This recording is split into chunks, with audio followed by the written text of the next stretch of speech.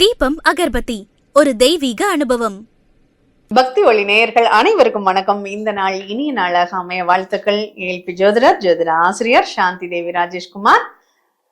பிறப்பின் ரகசியம். நம்மளுடைய வாழ்க்கையில நம்ம எதுக்காக பிறந்திருக்கோம், நமக்கு என்னெல்லாம் கிடைக்க போகுது, நமக்கு எதெல்லாம் கிடைக்காது, நமக்கு எங்கெல்லாம் கஷ்டங்கள் இருக்கு அப்படிங்கறத தெரிஞ்சுக்கிறதே ஒரு பிறப்பின் ரகசியம் தாங்க. மற்றபடி நான் என்னவா இருந்தேன், ஏன் கஷ்டப்படுறேன், அது தெரிஞ்சுக்கிறதுக்கு ரகசியம் கிடையாது. இப்ப வாழக்கூடிய ஜென்மத்துல நான் என்னவா இருக்க போறேன், யாரெல்லாம் எனக்கு கஷ்டப்படுத்த போறாங்க, யாரெல்லாம் எனக்கு நல்லது பண்ண போறாங்க, அதை தெரிஞ்சுக்கிறது தாங்க ரகசியம். அதை தெரிஞ்சுக்கிட்டா தானே நம்ம வாழ்க்கை. போன ஜென்மத்துல நம்ம எப்படி இருந்தா என்ன, போன ஜென்மத்துல நீங்க ராஜாவா இருந்தீங்க, கேட்டா சந்தோஷமா தான் இருக்கும். ஆனா அது உண்மையா பொய்யான்னு யாருக்கு தெரியும்? போன ஜென்மத்துல நீங்க நாயா இருந்தீங்க, யாருக்கு தெரியும்? அது மாதிரி இந்த ஜென்மத்துல நம்ம என்ன பண்ணினோம், என்ன பண்ண போறோம், என்ன பண்றதுக்காக வந்திருக்கோம் அப்படிங்கிறத நம்ம தெரிஞ்சுக்கலாம். துலாம். இந்த துலாமினுடைய பிறப்பின் ரகசியம் என்னங்க? பொதுவா இந்த துலாம்ங்கிறது ஒரு வியாபார தந்திரம், வியாபார நுணுக்கம் உடைய ஒரு ராசி. ஏன்னா தராசு அங்கதான் இருக்கு. அதனால எல்லாம் பேலன்ஸா இருப்பாங்க. எல்லாத்துலயுமே ஒரு கணக்கு பண்ணுவாங்க. அதெல்லாம் தப்புங்க, அதெல்லாம் கிடையாது. அவங்க பார்க்கத்தான் அப்படி இருப்பாங்க. ஆனா என்ன, தராசனுடைய உண்மையான குணம் என்ன சொல்லுங்க? ஒரு பக்கம் இறங்குனாதான் இன்னொரு பக்கம் ஏறும், இன்னொரு பக்கம் இறங்குச்சுன்னா இந்த பக்கம் ஏறும். அதுதானே, பேலன்ஸா இருக்கவே முடியாது. அப்படி இருக்கவும் விடாது இந்த உலகம். அதனால இவங்களுடைய தன்மைகள் எப்படின்னா, எல்லாமே சரியா இருக்கணும்னு எதிர்பார்ப்பாங்க. ஆனா அங்க இருக்காது. எதிர்பார்ப்புகள் மாறும். எதிர்பார்ப்புகள் மாறும்போது இவங்களும் பாதிப்புகள்ல சிக்கிக்குவாங்க. அப்ப இவங்களுடைய வரம் என்ன? இந்த ஜென்மாவுல கடன் வாங்கணும், அந்த கடனையே கட்டிக்கிட்டே இருக்கணும். அதுதான் இவங்களுடைய பிறப்பின் ரகசியம். தீராத கடன் அப்படிங்கிறது இவங்களுக்கு ஏற்படும். அதே மாதிரி ஹெல்த்ல பரம்பரை வியாதின்னு நம்ம கேள்விப்பட்டிருக்கோம் இல்லையா? அந்த பரம்பரை வியாதிங்கிறது இந்த துலாமுக்கு உண்டுங்க. அதனால உங்க ஜெனட்டிக்ல ஏதாவது ஒரு இஷ்யூ இருக்கு அப்படின்னா கண்டிப்பா அது சார்ந்த நிகழ்வுகள்ல நீங்க ரொம்ப கேர்ஃபுல்லா இருக்கணும். ஜெனட்டிக்ல யாருக்காவது வாதம் வந்திருக்கு அப்படின்னா உங்களுக்கு நரம்பு தளர்ச்சி இருக்கும், உள்ளுக்குள்ள அதற்கான நிகழ்வுகள் இருக்கும், அது உங்களுக்கு வரும் அப்படிங்கிற தெரிஞ்சு நீங்க ஆரம்பத்துல இருந்தே இங்க அந்த நரம்பை பலப்படுத்துவதற்கான உணவுகளா எடுத்துக்கணும். இல்ல பரம்பரையில புற்றுநோய் இருந்தது அப்படின்னா அது நமக்கும் வர்றதுக்கான வாய்ப்புகள் இருக்கும். அதுக்கான ட்ரீட்மெண்ட்டை நம்ம வராமல் தடுக்கிறதுக்கு என்னென்னலாம் நம்ம பயன்படுத்தணுமோ அதெல்லாம் தவிர்த்துக்கணும், அதெல்லாம் பயன்படுத்திக்கணும் அப்படின்னு நம்ம முடிவு பண்ணிக்கணும். இல்ல சக்கரை வியாதி எங்க தாத்தாவுக்கு இருந்தது, எங்க அப்பாவுக்கு இருந்தது, எங்க அம்மாவுக்கு இருந்தது அப்படின்னு இருந்ததுன்னா அது உங்களுக்கும் வருவதற்கான வாய்ப்புகள் இருக்கு. அப்போ அதுக்கு எப்படி எல்லாம் கண்ட்ரோல்டா இருக்கணுங்கிறத நீங்க புரிஞ்சுக்கணும். இதுதாங்க இந்த பிறப்பின் ரகசியம், நம்ம தெரிஞ்சுக்க வேண்டிய ஒரு விஷயம். அப்ப இந்த துலாமை பொறுத்தளவுல ஜாதகர் தீராத கடன், தீராத நோய், தீராத பிரச்சனை, ஒரு கேஸ் வழக்குன்னு வந்துருச்சுன்னு வச்சுக்கோங்க, ஜவ்வு மருந்து இழுத்துக்கிட்டே தான் இருக்கும், அது தீரவே தீராது. அதுவும் நம்ம அட்சய லக்னத்துல ரொம்ப அழகா நமக்கு படிக்கிற மாணவர்களுக்கு எல்லாம் தெரியும். இந்த துலாம் லக்னம் போகும்போது ஜாதகர் தீராத கடனில் மாட்டுவார் அப்படின்னு அழகா ஸ்டேட்மெண்ட் கொடுத்துருவாங்க பாருங்க. சரி, இவங்களுக்கு எங்க இருந்து வருமானம் நல்லா இருக்கும்? வருமானம் நல்லா இருக்கணும்னா இவங்க என்ன பண்ணணும் அப்படிங்கறத தெரிஞ்சுக்கலாமா? இவங்களுக்கு வருமானம் நல்லா இருக்கணும்னா நண்பர்கள்கிட்ட சண்டை போடக்கூடாது, வாழ்க்கை துணை கிட்ட சண்டை போடக்கூடாது. என்னடா சத்திய சோதனை அப்படின்லாம் நினைக்காதீங்க. அவங்கள்ட்ட சண்டை போடாம இருந்தீங்கன்னா உங்களுக்கு வருமானம் பிரச்சனை இல்லாம வரும். இல்ல அவங்களுக்கு வருமானம் வருதுன்னா அவங்களுக்கு வருதேங்கிற காரணத்தை வச்சு நீங்க சண்டை போடாதீங்க.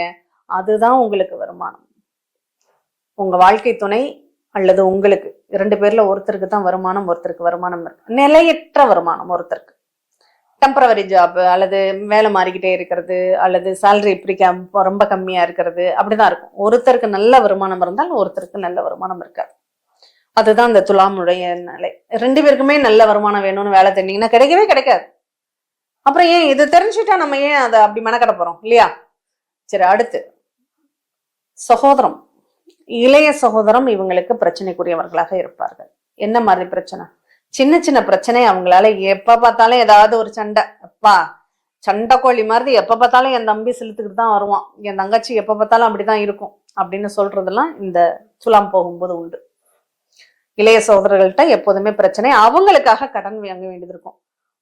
தம்பி படிப்புக்காக கடன் வாங்கினேன், தங்கச்சி கல்யாணத்திற்காக கடன் வாங்கினேன் அப்படின்னு இளைய சகோதரர்களுக்காக நான் ஒரு கடனை வாங்கி ஒரு செயலை செய்து கொடுத்தேன் அப்படிங்கிற ஒரு நிகழ்வு இந்த நேரத்துல உண்டானா உண்டு. அவங்களுக்கு கொடுக்கக்கூடிய கடன் வராத கடனுங்க. அவங்களுக்கு கடன் கொடுத்தா வரும். இப்ப தங்கச்சி வீடு கட்டுறேன்னு பணம் கேட்டுச்சு, நான் கொடுத்தேன், அது திருப்பி தரமாட்டேங்குது, வருமா அப்படின்னு கேட்பாங்க. வராது, எப்படி வரும்?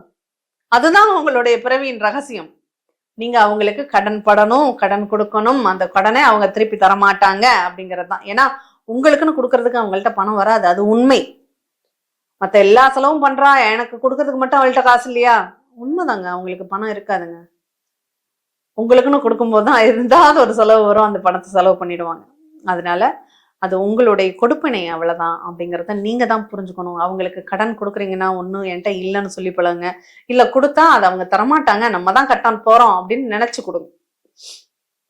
சொத்துக்கள் வாங்கலாமா?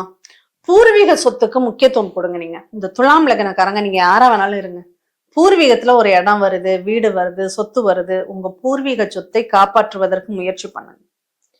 இந்த பூர்வீகம் தான் உங்களுக்கு சொத்தே, குலதெய்வம் தான் உங்களுக்கு சொத்தே.